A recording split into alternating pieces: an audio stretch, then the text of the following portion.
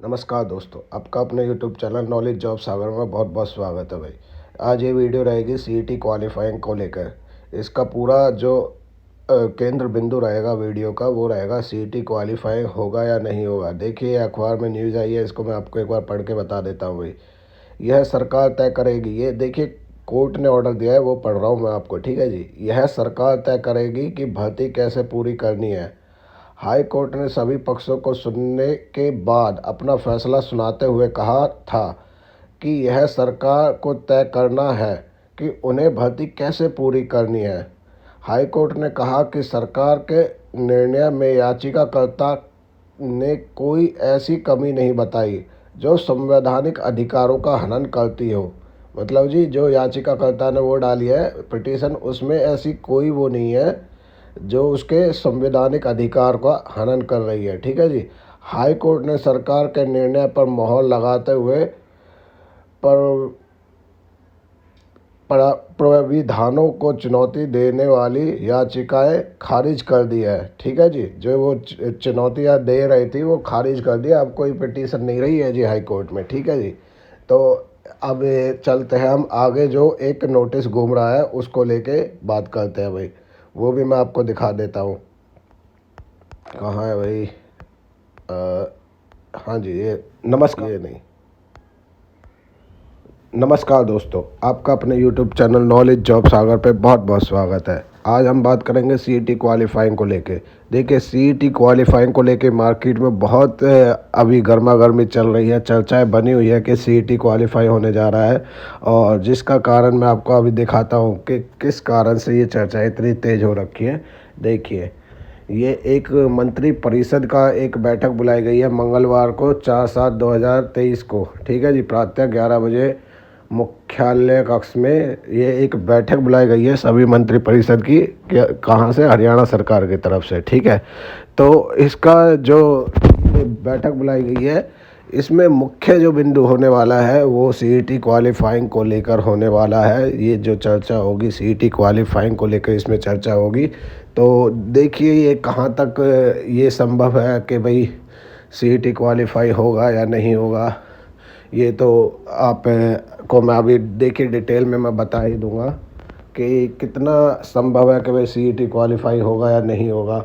देखिए, मैं CET qualify के संबंध में अपने विचार में रखूँ तो मैं चाहता हूँ कि सीईटी क्वालिफाई हो, क्योंकि जितने भी बच्चों ने ये पेपर दिया है, जो भी क्वालिफाई हुए हैं, उनको एक बार मौका ज़रूर मिलना चाहिए। उन्होंने भी मेहनत करी है।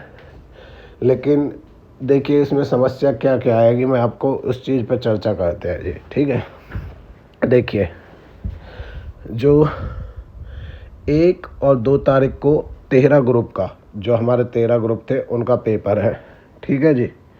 अगर उनका पेपर 1 और 2 तारीख को है और ये मीटिंग है 4 तारीख को, तो एक चीज़ आप ये नोटिस कर सकते हैं। देखिए चलो हम ये मान सकते हैं भाई इन जो 13 ग्रुपों में इनमें तो 4 गुना बच्चे हैं ही नहीं। जितने भी बच्चे सभी को बुला लिया है, तो इसका तो इतना फ़र्क नहीं पड़ेगा। तो इस चीज़ को लेके तो क्वालिफाइंग में कोई दिक्कत आएगी नहीं। लेकिन जो दूसरा पॉइंट है वो आप मेरी बात सुनिए, इसमें थोड़ी सी दिक्कत आ सकती है। या तो फिर इन्हें ये कैंसिल तो नहीं कर सकते जब तक मीटिंग नहीं होगी। 3 तारीख को आपका पीएमटी है। जितने भी आपके पोस्ट है फिजिकल से रिलेटेड, उनका पीएमटी 3 तारीख को है। और इसमें 7 गुना बच्चों को बुलाया गया है पीएमटी के लिए, ठीक है जी। 7 गुना बच्चों का मतलब कॉल आएगी या लिस्ट आएगी। अब मेरी बात आप ये समझने की कोशिश करिए, जब 7 गुना बच्चों को यहाँ पे बुला लिया जाएगा 3 तारीख को ही, तो 4 तारीख को ये कितना संभव है कि भाई सीईटी को क्वालिफाई कर दे। क्योंकि ऐसा तो नहीं होगा, अगर इसमें 7 गुना बच्चे हैं तो सारे ही आ जाएंगे 7 गुना में। हो सकता है कुछ बच्चे फालतू हो, 8 गुना हो, 10 गुना हो, 20 गुना हो, कितने भी हो सकते हैं, लेकिन 7 गुना को बुलाया जाएगा।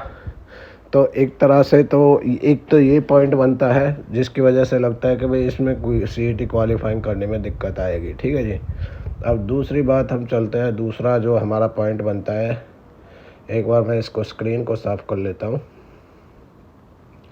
हाँ जी, जो दूसरा पॉइंट बनता है वो बनता है हमारा, देखिए अगर मान लो सीईटी क्वालिफाई हो भी गया, सीईटी क्वालिफाई हो भी गया, ठीक है जी।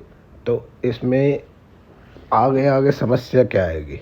देखिए, आप सभी को पता है भोपाल सिंह खत्री जी ने भी एक बार अपने इंटरव्यू में साफ कर दिया है कि भाई अगर हम इसको इस टाइम पे हम क्वालिफाइंग करते हैं, अगर हम चाह कर भी इसको अभी क्वालिफाइंग नहीं कर सकते, उनका इस बात का रीज़न उन्होंने क्या बताया था कि एक तो ये लीगल प्रोसेस से हम हट जाएंगे, जो लीगल प्रोसेस है तो वो नहीं हो पाएगा। और दूसरा उन्होंने बताया था कि भाई जो हायर स्कोर बच्चे हैं जिन्होंने स्कोर अच्छा कर रखा है, उन बच्चों ने भी ग्रुप बना लिया है, और अगर हम ऐसा करते हैं तो वो कोर्ट का रुख अपनाएंगे, ठीक है जी, कोर्ट का रुख अपनाएंगे। अब देखिए, अगर कोर्ट में ये भर्ती पहुंच जाती है, मान लीजिए कोर्ट में ये भर्ती पहुंच जाती है, तो आप कम से कम 2 से 3 महीने समझिए भर्ती ये जो एग्ज़ाम होने हैं ये आपके डिले हो जाएंगे। और 2 से 3 महीने अगर ये डिले हो जाते हैं, देखिए फैक्ट पे बात कर रहा हूँ मैं, ये मत सोचना कि भाई मैं या क्वालिफाइंग करवाने के पक्ष में हूँ या नहीं हूँ, ये तो बाद की बात है, मैं कर रहा हूँ फ़िलहाल फैक्ट्स पे बात। अगर 2 से 3 महीने ये डिले हो जाते हैं, मान लीजिए 3 महीने बाद कोर्ट का फैसला आएगा कि भाई ये क्वालिफाइंग सही नहीं किया या क्वालिफाइंग ठीक कर दिया, उसके बाद फिर आपके 3 महीने के बाद आपके दोबारा से एग्ज़ाम का शेड्यूल डालेंगे, फिर दोबारा से आपके पेपर्स बनेंगे, और उसके बाद फिर आपको दोबारा से देखिए सारा प्रोसेस एक तरह से जितना भी अभी तक प्रोसेस हुआ है वो सारा दोबारा हो जाएगा, ठीक है जी। अगर ये दोबारा प्रोसेस होता है तो आप समझिए 3 महीने आप लगाइए, जुलाई तो आ गया, अगस्त सितंबर अक्टूबर, तो नवंबर या दिसंबर में जाके आपका एग्ज़ाम होगा। अगर नवंबर और दिसंबर में आपका एग्ज़ाम होता है तो उसके बाद आप समझिए कम से कम मार्च अप्रैल तक, अगर ये वैसे इतना जल्दी पॉसिबल नहीं है, हरियाणा वाले इतने सीधे नहीं है कि 4 महीने 3 महीने में आपका रिज़ल्ट दे देंगे। अगर ये 3-4 महीने में रिज़ल्ट दे देते हैं तो ठीक है, लेकिन अगर ये रिज़ल्ट नहीं आता है ना, तो आपका इलेक्शन आपके सर पे आ जाएगा। और अगर एक बार इलेक्शन चला गया तो मैं गारंटी से कह सकता हूँ आपके जो 32,000 CET की भर्ती है ना, ये आप 5 साल के लिए, कम से कम 4 से 5 साल के लिए आप भूल जाइए, 5 साल के लिए कम से कम भूल जाइए। इसका मैं आपको एग्ज़ाम्पल दे देता हूँ एक, ऐसा मैं क्यों कह रहा हूँ 5 साल के लिए भूल जाइए। देखिए, जब ये कांग्रेस की सरकार गई थी और बीजेपी की सरकार जीती थी, तो कांग्रेस की सरकार ने जो ये ग्राम सचिव और पटवारी का फॉर्म भर रहे हैं ना, ये 2013 में कांग्रेस की सरकार ने ये फॉर्म निकाले थे। अब 2013 से आपका 2023 आ गया है, आपकी भर्ती अभी तक पूरी नहीं हुई है, ठीक है जी। तो 10 साल में जब आपकी भर्ती पूरी नहीं हुई, तो अगर एक बार इलेक्शन निकल गए तो आप भूल जाइए कि आपकी भर्ती ये जो 32,000 CET की भर्ती है ये पूरी होगी C ग्रुप की, ठीक है जी।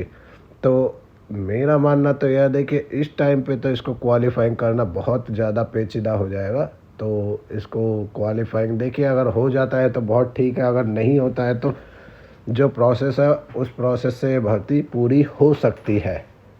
लेकिन अगर ये क्वालिफाइंग हो जाता है तो ये भर्ती होने के चांसेस आप मानिए कम से कम 50% कम हो जाएंगे, 50% कम आपकी भर्ती, मतलब 50% चांस ही रहेंगे कि आपकी भर्ती ये पूरी हो पाएगी, ठीक है जी।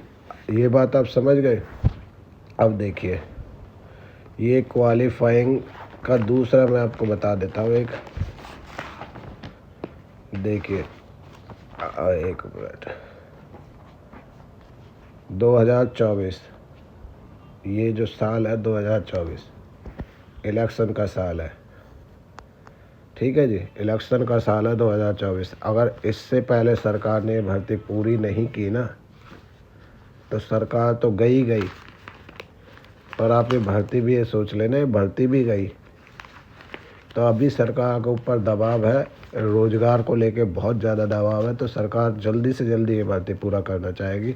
अगर ये इसी प्रोसेस से होता है तो मुझे लगता है कम से कम 90% ये भर्ती आपकी कंप्लीट हो जाएगी। 90% चांस है कि भाई भर्ती कंप्लीट हो जाए, 10% चांस है कि भाई भर्ती में कोई दिक्कत आ जाए, लेकिन 90% चांस है कि आपकी भर्ती हो जाएगी, ठीक है जी, क्योंकि अब सरकार दबाव में है। सरकार को अपना इलेक्शन 2024 का दिखाना है कि हमने ये अचीवमेंट की है, इतने बच्चों को लगाया है। लेकिन अगर इस पे केस हो जाता है तो इसके चांसेस बहुत कम हो जाते हैं भाई। 50% चांस हो जाते हैं कि 50% आपकी भर्ती हो, और 50% हो भी सकती है और 50% नहीं भी हो सकती है।